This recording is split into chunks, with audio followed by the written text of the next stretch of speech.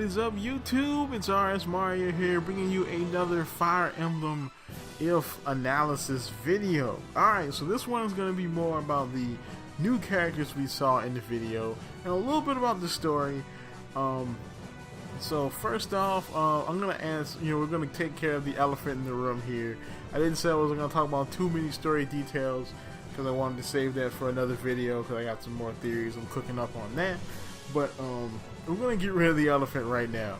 In my last video, which is probably the video that's got the most comments out of any video I've ever done, and that one was about one scene in particular, and that was the scene where the person who I believe is Ryoma.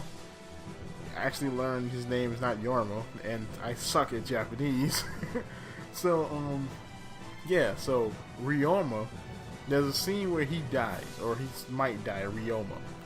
And so everybody that was basically talking about the trailer or talking about the video was talking about that one scene and how, we think it could be him, or it's not him, or it could be this or that. There's so many theories going around in that video. I'm like, damn, I could make a video from just what's going on here. I mean, some people are saying that, it's not him because his hair was a different color. And, I mean, that could very well be the lighting. Like, if you've seen anime, any kind of anime, you would know that, the hair color changes in the lighting. Like, perfect example, Vegeta. Sometimes he has brown hair, sometimes he has black hair. It's just the lighting or whoever's drawing at the time, but it is a very valid theory. Another theory was that, that wasn't him because the armor was different. And now the theory I had with that is, if you ever seen the movie Hero, it's a Jet Li movie. It's about him. He's like a nameless hero in like feudal China, and during the Warring States period. And the story is told in like 3 or 4 different ways. And it's really kind of like trying to figure out which way is the lie and which way isn't. But it's told in like 3 or 4 different ways, and each different way the story is told, all the characters involved wear a different color. There's one that is red. There's one that's blue. There's one where they're all wearing green. Each telling of the story has a different color. And I was thinking that maybe this was kind of like a premonition of what's going to happen if Ryoma attempts this attack at the border, and maybe his older sister, who I have some theories about in this video as well, has this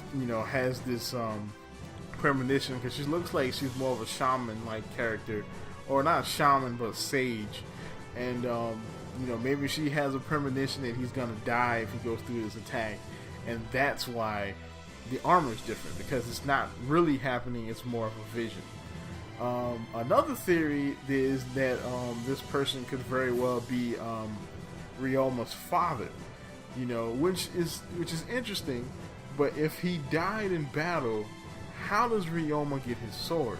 Because we definitely see Garen taking something, when he's reaching down in that scene. It could be the sword. I don't really know. But there's some strong hints in this video, in the trailer, that was Ryoma. So let's get on into it. So, alright, so I also got, I also found a video of somebody who is much better at reading Japanese than I am. It's a guy by the name of Shadowofchaos725. And I actually linked his video in the description, where he translates all the dialogue and most of the text in the trailer. So you can check that out. But I got some screenshots from that video.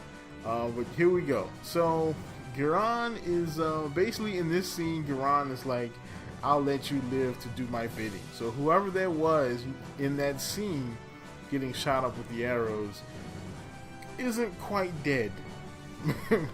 So we'll definitely be seeing them again on the opposite side. And you can tell this is the same scene, because the same, those same buildings in the background from that one scene in the battle in I'm calling it Paris Square. It looks more like Venice actually, but yeah, that's the same scene, and whoever that person that just died or just got shot down, is alive, and he's gonna probably, do some Anakin Skywalker level stuff to him. But yeah, next one gives us some more proof that that person is probably Ryoma. And in this scene here, where we have Orochi, one of Sakura's bodyguards, is basically telling Sakura what happened. So I'm thinking that this scene takes place after the events of Chapter 6, which is basically what I think that big cutscene is. You see where people getting, where dude gets shot down and all that stuff happens. I believe that scene is a cut scene at the end of Chapter 6 where you choose your side, or after you choose your side. So the thing about this is, if you're seeing this cutscene right here, more than likely you chose the Hoshido side. So the thing is, does Ryoma die regardless? Because I was thinking at first, if you chose the Nora side, Ryoma would be short one, powerful warrior, and then they would be overpowered, and he would die, and that's why he died.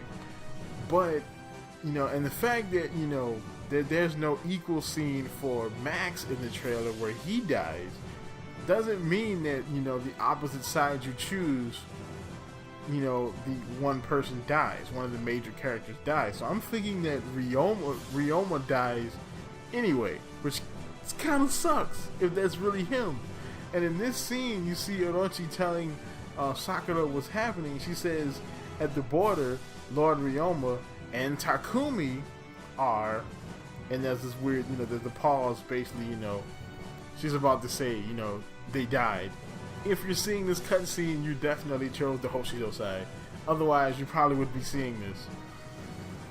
So I'm thinking Ryoma dies regardless, which sucks. But yeah, that pretty much proves that that's Ryoma in that scene. Now, the one interesting thing about this is, who is Takumi? And I have some theories about that one as well. The first, of course, theory from the last video is that Takumi is this, waifu number one. She's probably the exalt or the leader of Hoshido, judging by the fact that she's wearing a crown, which will make her related to not only Ryoma and Sakura, but probably you as well. So you can't waifu her either. But yeah. So, that would mean that she would also die in the battle. Now, we don't see her, at least I haven't seen her yet, in that cutscene. So we don't see the whole cutscene, but, it could be a situation like M and Fire Emblem Awakening, and if you don't know what happens there, stop this video immediately and go play Fire Emblem Awakening. I'll wait. It's cool.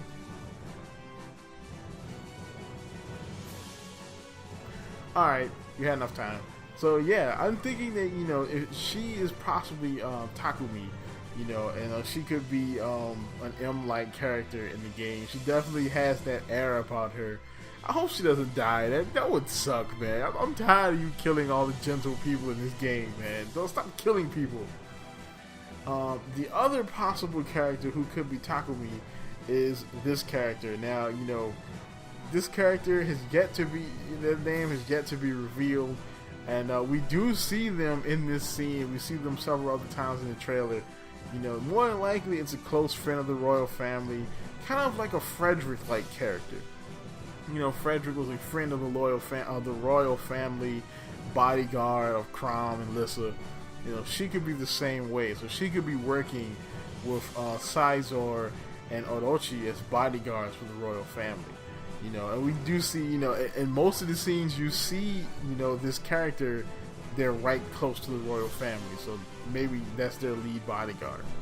Kind of like the blonde mage knight character from the opposite side, he could also be, the same way, a close personal friend of the royal family and a lead bodyguard. But yeah, this character could definitely be Takumi as well, since we don't see the other character, and there will be no reason to bring her anyway in a battle on the border of the country. So then we get to Sakura. So Sakura, possibly the last remaining member of the Hoshido royal family, along with yourself, the Avatar. You know, so this is probably definitely after you pick the Hoshido side. Alright, so then we get to some new characters. So now these parts of the trailer was actually not shown at the American Nintendo Direct. At least I don't think so. I've got both of the trailers. Well, I've got, you know, this is the first time I've seen this. You know, this portion right here is from the Japanese trailer. But this character's name is Tsubaki. You know, I'm thinking that this guy is more like the, you know, kind of like a mixture between like Varion and like Gaius, kind of from Fire Emblem Awakening, but more Varion though, because you know you see you see he's kind of like, you know, patronizing Kazuhana a little bit. You know, Kazuhana in this scene, she's kind of like, well, not in this specific scene, but in the same cutscene, she's like, yeah, I'm you know, Sakura's #1 subordinate, and he's like, yeah, you know, all the way, you're #1 subordinate, yeah. You know, he's kind of patronizing her. You know, I see Tsubaki's gonna be an interesting character, and from when I first saw this, I was thinking like, oh, you know, he's like a lancer or a soldier character, but actually he is the first ever, from what I have seen, male Pegasus Knight. I think in the first video, or one of the earlier Fire Emblem videos, somebody mentioned that all of the Pegasus Knights were girls, were chicks, and so now that's not true anymore. Tsubaki is a Pegasus Knight. Then we have this chick. Now this chick, her name was not revealed in there. I'm just calling her the Moe chick for the north side. She is definitely, I don't think she could be a member of the royal family. You know, she could be, or she could be like a bodyguard, like the other dude over there. But the thing I'm thinking here is, if you look at her and you look at Sakura, one thing that they both have in common is they're both not wearing crowns. They're both wearing these kind of like hair thingies that have flowers on them. You see Camilla is got cat ears, but she's still wearing a crown. You know, but this chick or Sakura, they don't wear crowns. They have those hair thingies, and they both have different types of flowers on them. So, you know, we know Sakura is a member of the royal family. She could also be a member of the royal family as well. Which means, of course, you know, you also can't waifu her. You know, you wouldn't waifu her anyway. She's Moe. That's not even cool. Okay? And then, of course, we have Camilla. So we've learned Camilla is an axe user. So Camilla is freaking, she will go ham on you. She uses an axe. We don't see her fight in the trailer, but in the one picture or poster from the Japanese website, we do see Camilla holding an axe. So she is an axe user, which is crazy. Alright, so of course the next picture here is the two more new characters from the north side. You have a silver-haired, looks like paladin, and an archer. You know, so they're definitely on the north side, because you can tell, because they're fighting, you know, in a European-looking landscape, and they're fighting against two dudes with katanas. So, yeah, you know, they're from Nord. You know, so it was interesting. We get to see more Nord characters here.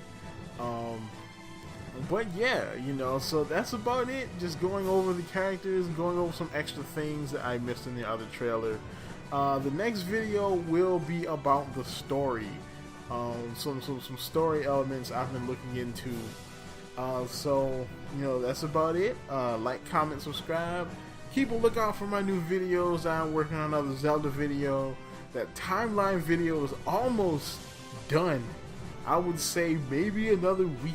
So probably about next week, about maybe this time next week, you might be having my Zelda timeline video, my masterpiece. Also, I have a Smash Brothers video coming out as well, so watch out for my videos. Like, comment, subscribe, and as always, keep it real.